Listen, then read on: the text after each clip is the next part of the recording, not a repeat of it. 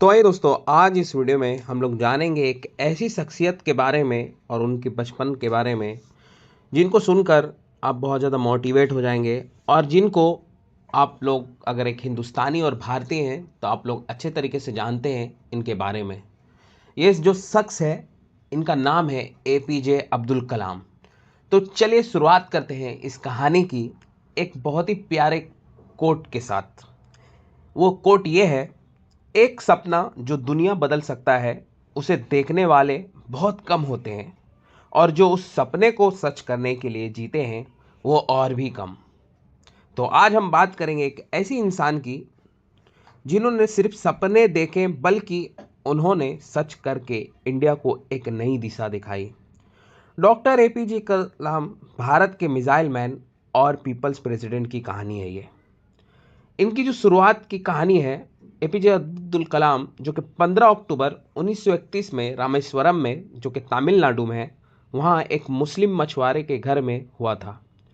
उनका परिवार ज़्यादा अमीर नहीं था, लेकिन उन्होंने कभी भी गरीबी को अपनी सफलता के बीच नहीं आने दिया।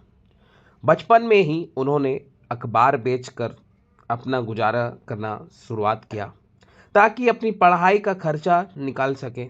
साइंस और मैथ्स में उनकी गहन रुचि थी, बहुत ज़्यादा इंटरेस्ट रखते थे वो साइंस में। ये इंटरेस्ट ही उनको मद्रास के आईआईटी तक ले गई। वहाँ उन्होंने एरोनॉटिकल इंजीनियरिंग की पढ़ाई की, जो आगे जाके उनकी लाइफ का टर्निंग पॉइंट बना। तो उनकी जो शुरुआत की कहानी इसरो और इंडियन स्पेस प्रोग्राम में वो कैसे स्टार्ट हुई, चलिए जानते हैं। पढ़ाई के बाद उन्होंने डीआरडीओ, जिसको आप जानते हैं defence research and development organisation के तौर पे, में काम शुरू किए इन्होंने। लेकिन उनकी असल पहचान ISRO Indian space research organisation में बनी। 1969 में उन्होंने SLV-3 सैटेलाइट लॉन्च व्हीकल का निर्माण किया, जो इंडिया का पहला स्वदेशी सैटेलाइट लॉन्च व्हीकल था। 1980 में यह प्रोजेक्ट सफल हुआ और इंडिया ने रोहिणी सैटेलाइट को स्पेस में भेजने की ताकत हासिल की। यहीं से इंडिया का सेल्फ रिलायंट स्पेस प्रोग्राम शुरू हुआ, जिसमें कलाम सर का योगदान बहुत ज़्यादा अमर है आज भी। मिसाइल मैन ऑफ इंडिया का जो टाइटल है, इसकी शुरुआत जो है कलाम सर की इंजीनियरिंग और लीडरशिप के कारण उन्होंने मिसाइल मैन ऑफ इंडिया कहा गया। 1980s में उन्होंने integrated guided missile development programme IGMDP का नेतृत्व किया, जिसमें अग्नि, पृथ्वी, आकाश, नाग और त्रिशूल जैसे मिसाइल डेवलप किए गए। इंडिया को एक पावरफुल मिलिट्री नेशन बनाने में उनका बड़ा योगदान रहा। पोखरण 2 न्यूक्लियर टेस्ट 1998 आप लोग सभी जानते होंगे। उस वक्त भी उनकी भूमिका महत्वपूर्ण रही, जिससे भारत ने दुनिया को अपनी ताकत दिखाई, जो कि आज परमाणु हथियार में हम लोग भी नंबर 1 पे और हम लोग भी दुनिया के सामने अकड़ कर खड़ा होते हैं। प्रेसिडेंट ऑफ इंडिया 2002 से 2007 के बीच में वो रहे। 2002 में उन्होंने भारत का 11th प्रेसिडेंट बनाया गया।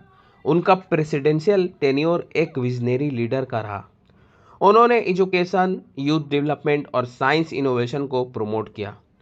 भारत के बच्चों और युवाओं के बीच उनकी पॉपुलैरिटी इतनी ज़्यादा थी कि उन्होंने पीपल्स प्रेसिडेंट कहा गया।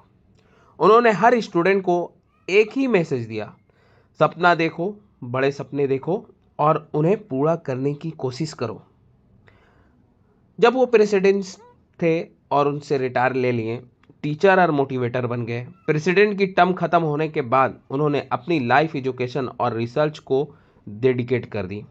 IITs, IIMs और कॉलेज में जाके स्टूडेंट्स को इंस्पायर करना उनकी लाइफ का एक मिशन बन गया।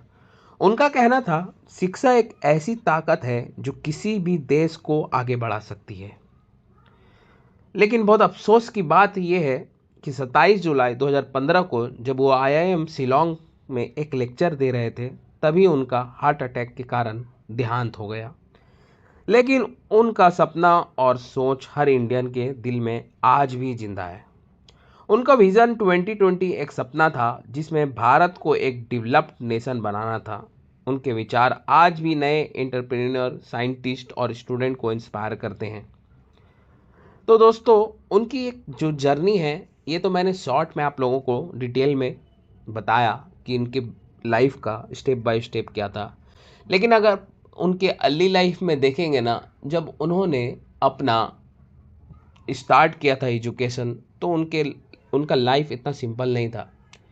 परिवार बहुत ज़्यादा गरीब था और इनको पढ़ने का काफ़ी शौक था, जिसके कारण इनका जब आईआईटी आईएम में जब इनका एडमिशन हुआ, तो उस टाइम पे इनके पास पैसा नहीं था। इनकी जो दीदी थी, बहन थी, इन्होंने अपने जो गहने थे उसको गिरवी रख कर इनको कुछ पैसे दिए और इन्होंने उस कॉलेज में एडमिशन लिया।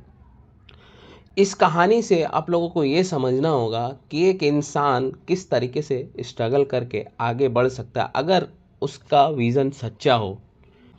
तो दोस्तों, एपीजे अब्दुल कलाम सर की कहानी एक मिसाल है कि अगर सपने बड़े हो, डेडिकेशन सही हो, तो दुनिया का कोई भी ऑब्स्टेकल, रुकावट आपको रोक नहीं सकता। आपको उनकी कहानी की कौन से पार्ट सबसे ज़्यादा इंस्पायर करता है, कमेंट में ज़रूर बताएं।